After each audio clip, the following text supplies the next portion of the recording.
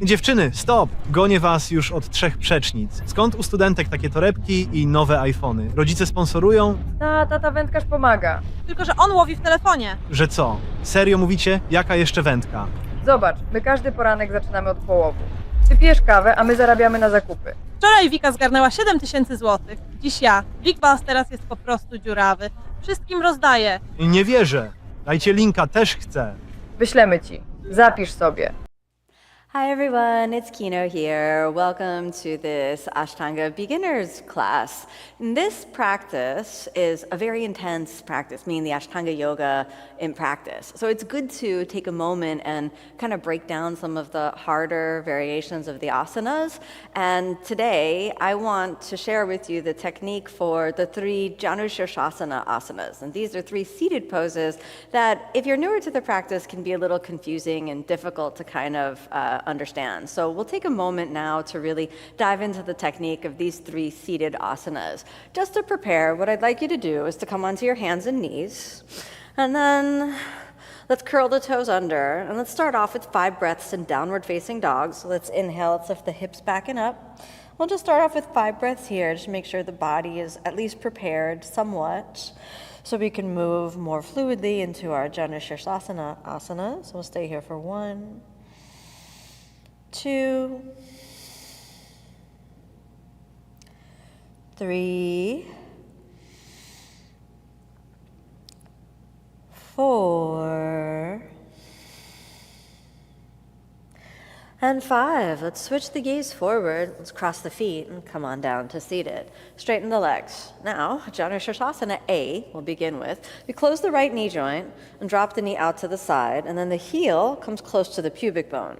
All right, so now we want the knees to eventually end up with 90 degrees away from each other. So we're kind of trying to remember that geometry of a right angle between the knees. It can get confusing because sometimes the thigh bone doesn't participate in that 90 degrees. So if we move the thigh bone into 90 degrees, this actually takes the knees further than that. So just think about the knees 90 degrees away from each other. Then we might need a little bit of an ankle flexion to keep the contact of the heel to the pubic bone. So the most important thing to work on here is your external rotation of the hip joint, and then moving your torso away from the knee and from the thigh that's in that external rotation position. So that kind of separation will come up over and over again in the Ashtanga Yoga seated asanas. So if you have a hard time closing your knee joint, so if we kind of come back up to our initial entry, if we can't close the knee joint for whatever reason, maybe because of an injury, maybe because the knee is a little, sensitive, or maybe because we have had reconstructive knee surgery, then we want to close the knee just as much as we can, and we can still drop that knee out to the side. If there's any pressure or pain on the outside of the knee, you can hold on to it with your hand, or you can place a block underneath your knee. That also works as well, or a pillow, or anything that you have at home. So we can do an open variation of Janushirshasana. So we never want to force the knee joint into closing. So if this is your variation for Janushirshasana A, the next asanas are going to get a little bit tricky, but there are ways to adapt those as well. So if we go back to Janushirshasana A, let's try that A position on the right side. Let me kind of turn the torso over. This allows us to inhale, prepare, and then exhale, fold. And the place that we're really interested in kind of feeling is to ground through the hip, working the external rotation, and then feeling the portion of the lower back that allows the torso to kind of slide away from the thigh. Now, if we use the foundation of Janushirshasana A, we come up, then keeping the foot, and this is important, that we don't want the foot to be on the outside of the foot like a blade, but you kind of want the top of the foot to be resting into the ground, and this will expose the sole of the foot upwards. This also lifts the heel ever so slightly, and this gives you a good transition to go from Janushirshasana A, as you lift the hips, slide forward, and then you want to aim your pelvis, so you can see that I'm lifting my pelvis, lift the hips completely up, slide forward, keep the sole of the foot up, and then settle the hips right onto the foot. So it's a little uncomfortable, you're a little angled off to the side, the knee comes a little forward. My teacher used to say that now the knees want to be 85 degrees away from each other. So if you find that contact point, then it's a little harder, but you still want to get the torso sliding away from the knee. You can reach both hands forward, they can stay on the ground, or you can reach all the way down Inhale, prepare, and then keep trying to bring the torso over the left thigh or over the opposite thigh. This increases the flexibility and the stretch on the right side lower back as we fold forward, more forward, more forward. Now, when we come out of Janushirasana B, you're going to slide back. Janushirasana B leads us into Janushirasana C. So that same action of moving forward. Now, a couple of different ways to get into this asana. If your toes are flexible, you can reach immediately down without opening or changing anything with the foot or the leg, keeping the knee joint closed, starting with the little toe, the next toe, the middle toe. If you wear rings, that's the ring toe, and then the big toe. And then simply sliding so that the toes all bend. And this works if your toes are very flexible, but if your toes are not very flexible, this is quite difficult to get into in that method. And I'll show you another means to move into our Janushirasana C position in just a moment.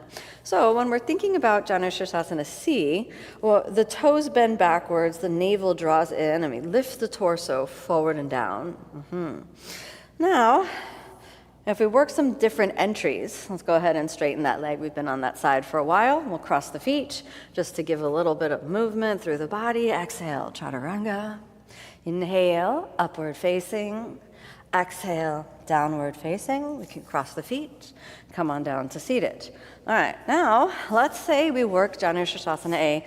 The knee joint doesn't close, so we keep it a little bit open.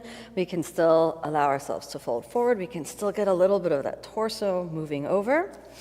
Now the next variation, very often what can happen is if the knee joint isn't demanding, there's not pressure on the knee from the external rotation, very often we can close the knee joint. So for example, sometimes it's the external rotation that puts the pressure. So if you can close your knee joint forward, it comes out to the side, there's pain, and you have to keep it open, then you can try this for Janushirasana B. We can keep the knee joint closed and actually almost sit on the foot forward. So we can keep the knee joint completely closed and forward. It's just like we're folded forward almost. And we're not going to worry about that 85-degree angle. So this is another option to consider if keeping the knee out to the side is not accessible. Then we can begin to fold forward. You can still get a little bit of that stretch through the lower back as we're still moving the torso away from the thigh. It's not exactly going to be the same as all the way out to the side. Another option, for example, if your foot is not so flexible, if we're in the Janushirasana A position and you come up and there's a lot of pressure on the ankle, is instead of letting the sole of the foot kind of turn up like this, is to actually point the foot over. This can sometimes give you a little bit more negotiation space when you actually sit on the foot. Now, let's look at a few other alternatives for Janushirasana C. In Janushirasana C, if you can close the knee joint a little bit, your toes are relatively flexible, you could reach under and start to bend the toes back and actually just place the toes in the position and then scoot lightly forward. When you're working Janushirasana C, you don't ever want to push the knee to the ground or try to forcefully move with the hands. Instead, let the movement come from the hip joint as you move into the asana. None of this is accessible, but you can close the knee joint, but when there starts to be torque on the knee, you feel a little pressure. This is a nice alternative, one that I actually really enjoy, is we can close the knee joint at about a 45-degree angle, pivot forward until there's a little weight in the base of the big toe, and you could stop there. Or you can pivot a little more forward, putting the weight from the pelvis into the heel until you can come all the way over, and this really works the ankle, the toes, and helps you get into the essence of what part of Janushirasana C is all about. So let's kind of bring that down. Let's cross the feet, and then find your way back, plank, and chaturanga. Inhale, upward facing. Exhale, downward facing. Let's cross the feet, come on down to seated. Okay, so in the Ashtanga Yoga method, what's most important is that you connect breath, body, and mind. When we're connected, this means that you're also in tune with what works. Sometimes our bodies are flexible. Sometimes our bodies are not so flexible. And this varies day by day and, of course, body to body. So you want to respect what your body is presenting you with and find an alternative or an adaptation of every asana.